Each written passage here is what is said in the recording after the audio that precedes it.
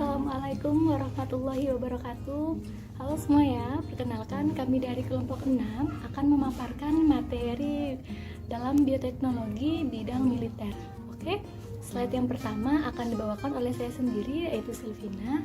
Mari kita simak materinya ya. Agenda materinya ada 8 ya. Yang pertama ada pengantar, yang kedua ada senjata biologis, yang ketiga kategori senjata biologis, yang keempat agen hayati sebagai senjata, yang kelima potensi Ebola sebagai senjata biologis, yang keenam bakteri antraks sebagai senjata biologis, yang ketujuh ada pandangan aksiologi terhadap riset dan penggunaan senjata biologis, dan yang terakhir yang kedelapan ada keuntungan dan kerugian penggunaan senjata biologis pada bidang militer.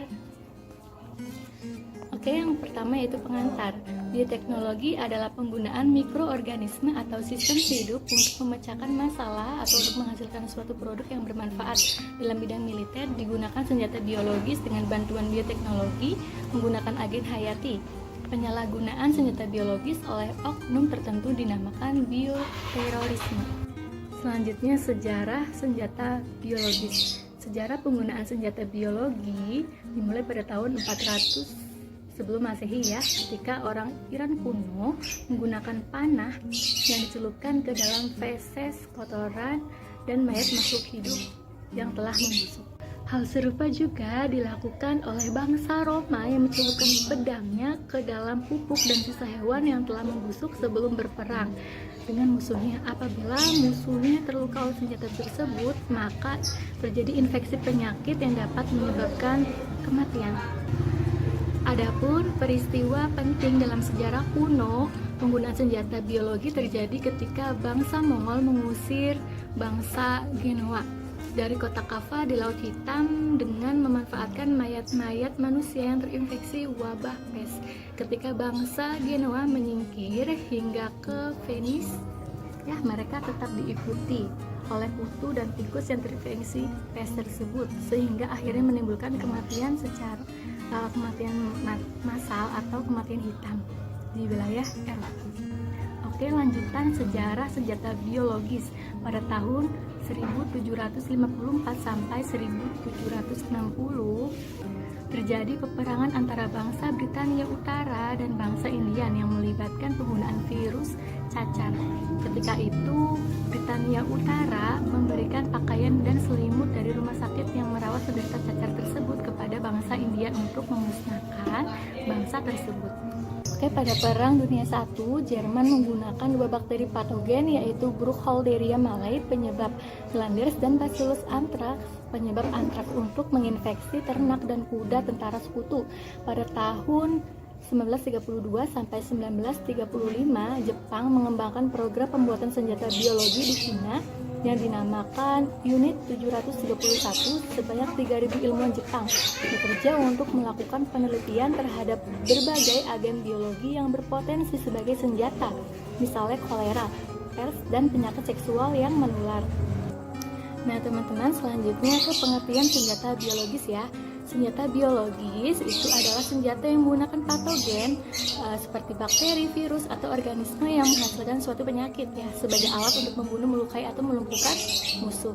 Dalam pengertian yang lebih luas, senjata biologis tidak hanya berupa organisme patogen tetapi juga toksin yang berbahaya yang dihasilkan oleh organisme tertentu. Oke, dalam kenyataannya senjata biologi ini tidak hanya menyerang manusia tetapi juga hewan dan tanaman. Masih tentang pengertian senjata biologis. Nah, beberapa jenis mikroba yang dapat digunakan sebagai senjata biologis antara lain yaitu Bacillus anthracis, Yersinia pestis, Clostridium botulinum, Mycobacterium tuberculosis, virus variola, lalu virus Ebola, virus polio, dan lain sebagainya. Lalu mikroba-mikroba ini dapat masuk dan keluar pada tubuh manusia melalui organ tubuh yaitu saluran pernapasan, saluran pencernaan, saluran kemih, kulit, dan melalui organ lainnya. Infeksi mikroba-mikroba ini akan menimbulkan gejala-gejala klinik yang spesifik untuk setiap mikrobanya. Selanjutnya yaitu tentang kategori senjata biologis. ada 3 kategori, yaitu kategori A, kategori B, dan kategori C. Yang pertama yaitu kategori A. Nah, penyebaran dapat dilakukan dengan mudah dan ditularkan dari manusia yang satu ke manusia yang lain, lalu menyebabkan tingkat kematian yang tinggi dan berpotensi memengaruhi kesehatan publik. Lalu dapat menyebabkan kepanikan dan gangguan sosial. Dan yang terakhir yaitu memerlukan penanganan khusus untuk persiapan kesehatan masyarakat. Nah, kategori A ini contohnya yaitu Yersinia pestis. Sebuah tim ilmuwan dari Jerman dan Kanada telah memastikan bakteri penyebab wabah kematian hitam atau the Black Death yang terjadi sekitar 600 tahun yang lalu.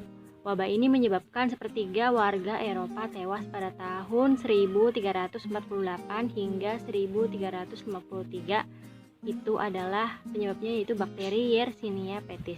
Nah, kematian 75 juta orang di Eropa tersebut disebut kematian hitam karena kulit korban yang menghitam akibat pendarahan di bawah kulit atau subdermal.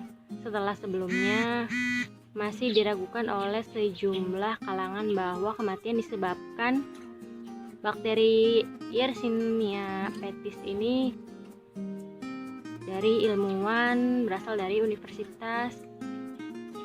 of Tübingen, Jerman, dan Universitas MC Master, Kanada, telah mampu mengkonfirmasi bahwa Yersinia pestis ini berada di balik wabah besar yang terjadi di Eropa tersebut dan terkenal dalam sejarah sebagai Great Mortality atau mortalitas besar.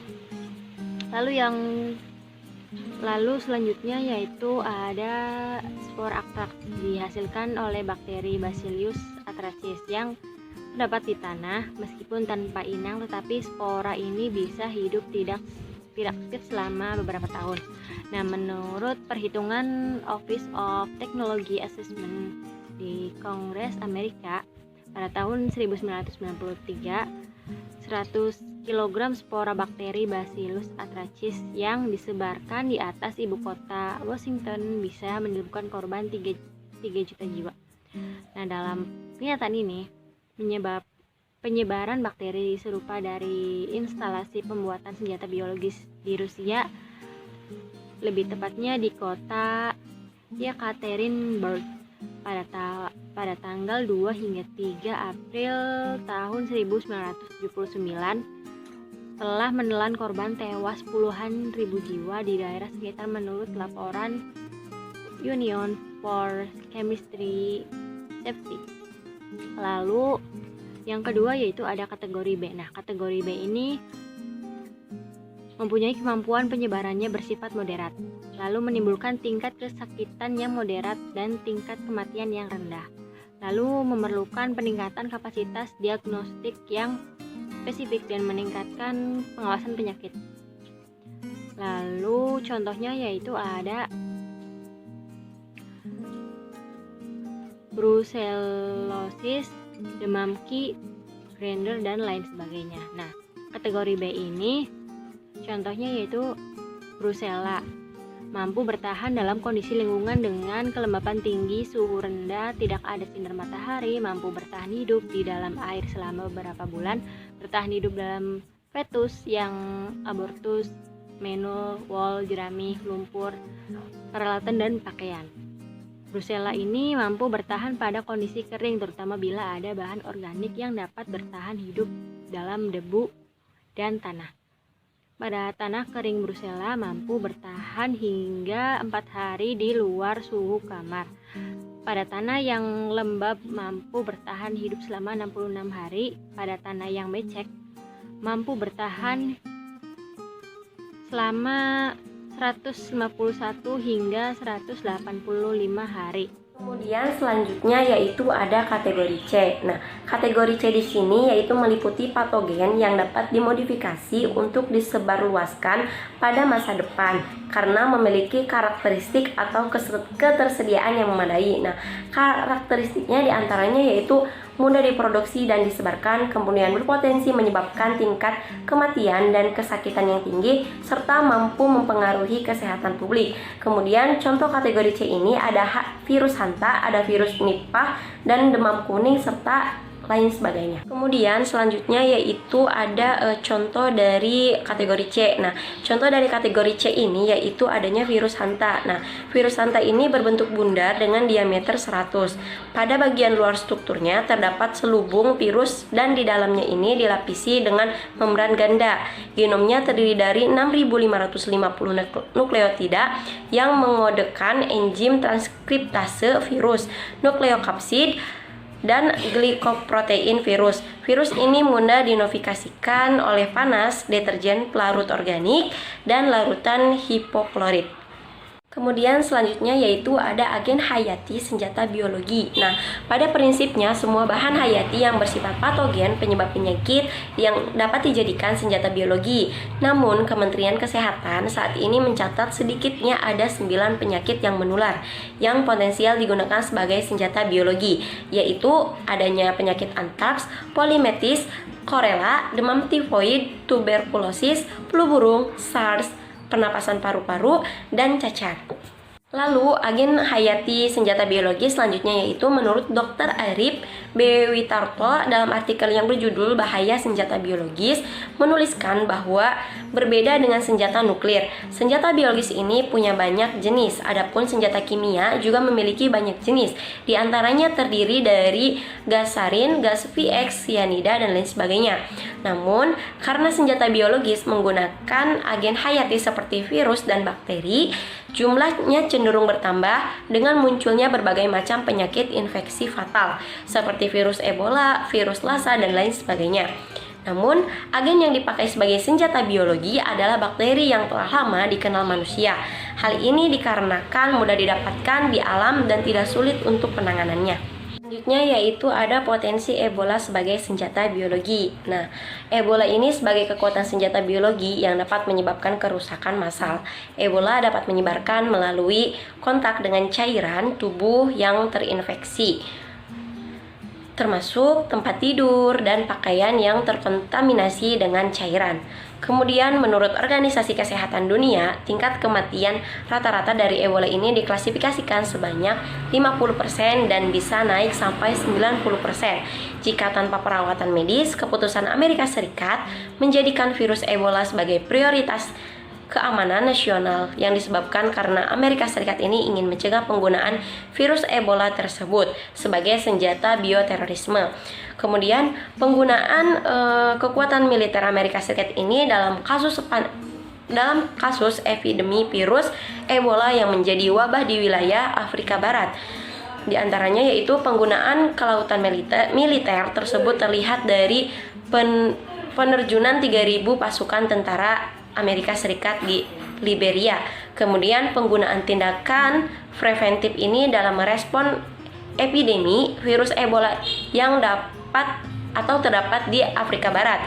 Kemudian penggunaan negara sahabat di Afrika Barat ini yaitu Liberia, penggunaan kawasan Afrika Barat khususnya Liberia sebagai pintu masuk Amerika Serikat dalam menjalankan strategi kontraterorisme dilakukan dengan manfaat aspek genopolitik. Selanjutnya pembahasan ke-6 mengenai bakteri antraks sebagai senjata biologi akan disampaikan oleh saya, Dewi Sulistiawati. Penggunaan senjata biologis ini menggunakan bakteri antraks dianggap sebagai alternatif pengganti senjata konvensional. Hal ini dikarenakan spora antraks dapat berupa serbuk dan dapat disimpan di berbagai jenis tempat. Lalu, kelompok yang paling beresiko dan rentan untuk menyalahgunakan bakteri antraks ini sebagai senjata biologis adalah kelompok teroris, staf atau teknisi di laboratorium yang memiliki isolat antraks. Lalu, antraks yang disebabkan oleh bakteri Bacillus anthracis merupakan penyakit zoonosis yang memiliki daya rusak tinggi dan mematikan berbagai ternak, sapi, kerbau, domba, kambing, dan burung unta. maupun manusia sendiri. Antraks seringkali dikelirukan sebagai penyakit yang disebabkan oleh virus, padahal sebenarnya antraks disebabkan oleh bakteri Bacillus anthracis. Nah, bakteri ini memiliki bentuk yang mirip perantai dengan ujung persegi, termasuk ke dalam bakteri gram positif dengan ukuran 1-1,5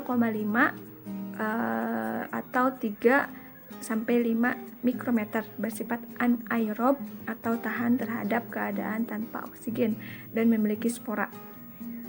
Bakteri antraks ini memiliki daya penghancur yang bersifat massal dan berefek dalam jangka waktu lama. Lalu disebarkan di berbagai tempat tanpa menggunakan media pembawa khusus. Sifatnya yang mudah berterbangan dan dapat menyebar mudah di air merupakan suatu kelebihan spora antraks untuk disebarkan tanpa diketahui oleh siapapun. Objek vitalnya tentu negara seperti istana negara, instalasi penampungan air, pusat keramaian seperti bandara, terminal, stasiun, gedung perkantoran. Nah, itu merupakan tempat-tempat yang sangat mudah dijadikan target serangannya. Lalu pandangan aksiologi terhadap riset dan penggunaan senjata biologis ini dalam filsafat penerapan ilmu berupa teknologi berkaitan erat dengan aksiologi keilmuan. Aksiologi keilmuan ini diartikan sebagai sesuatu yang berkaitan dengan kegunaan ilmu pengetahuan yang diperoleh. Sebagai contohnya, penggunaan teknologi berupa senjata biologis telah menyebabkan kehancuran dan penderitaan umat manusia. Berbeda dengan senjata kimia, senjata biologis ini merupakan senjata yang menggunakan patogen sebagai alat untuk melukai, melumpuhkan, dan membunuh. Penggunaan senjata biologis ini telah melampaui nilai-nilai moral dan hak asasi manusia. Hasil pengembangan ilmu pengetahuan ini telah digunakan sebagai penghancur umat manusia itu sendiri. Padahal hakikat pengembangan ilmu pengetahuan itu bertujuan untuk membantu mencapai kesejahteraan umat manusia. Adapun keuntungan dan kerugian dari penggunaan senjata biologi dalam militer ini, Keuntungannya ini biaya produksi bisa relatif murah dibandingkan senjata penghancur lainnya. Alat dan bahan yang dibutuhkan untuk pertumbuhan agen biologi ini cukup sederhana. Waktu yang diperlukan juga dalam pembuatannya relatif lebih pendek dan juga dapat dibuat vaksin atau penawar dari senjata biologi yang telah diciptakan. Sedangkan kerugiannya, tentunya ada kerugiannya dari penggunaan senjata biologi dalam militer ini, yaitu perlunya perhitungan cuaca atau kondisi yang tepat untuk melakukan penyebaran senjata biologis tersebut.